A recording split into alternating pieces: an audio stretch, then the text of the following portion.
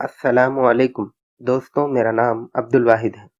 آج میں آپ کو ایک کہانی سنانے جا رہا ہوں جس کا نام ایمانداری۔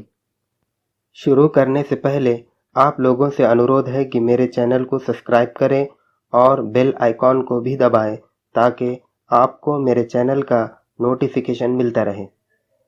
ایمانداری۔ ایک کسان گنگا کے کنارے ایک گاؤں میں رہتا تھا۔ وہ بہت غریب تھا لیکن آدمی ایماندار تھا۔ اس کے پاس ایک گائے تھی۔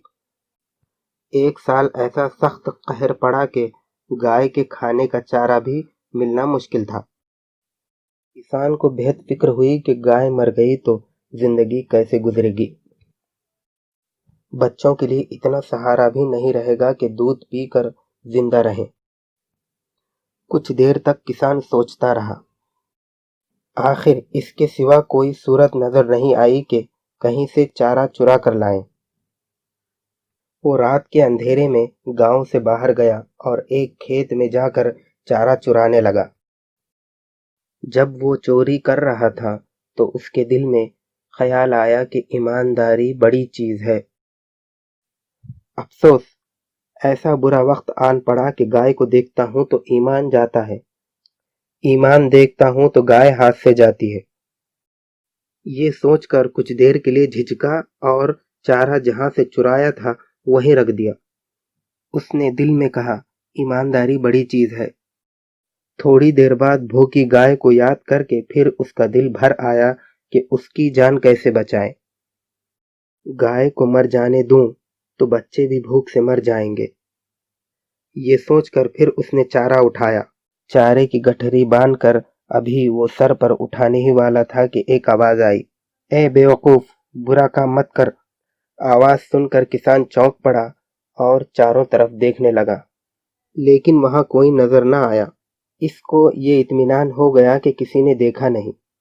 یہ دل کا وہم ہے، لیکن آواز کا اس پر بہت اثر ہوا۔ وہ بہت شرمندہ ہوا اور چارے کی گٹھری وہیں چھوڑ کر خود کو برا بھلا کہتا گھر کو چل دیا۔ اس کھیت کا مالک ایک جگہ چھپا ہوا کسان کو دیکھ رہا تھا۔ یہ آواز بھی اسی کی تھی۔ جب کسان واپس لوٹا تو کھیت کا مالک چپکے چپکے اس کے پیچھے چلا۔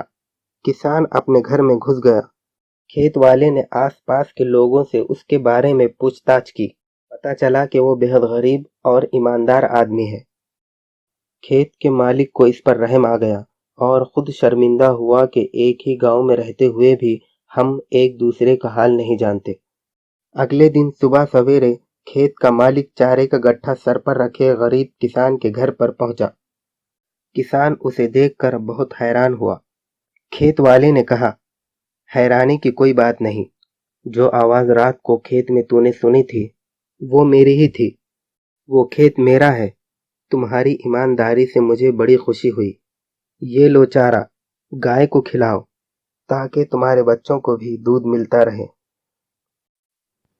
میں نے یہ کہانی معراج اردو کی نئی کتاب حصہ پنجم سے لی ہے۔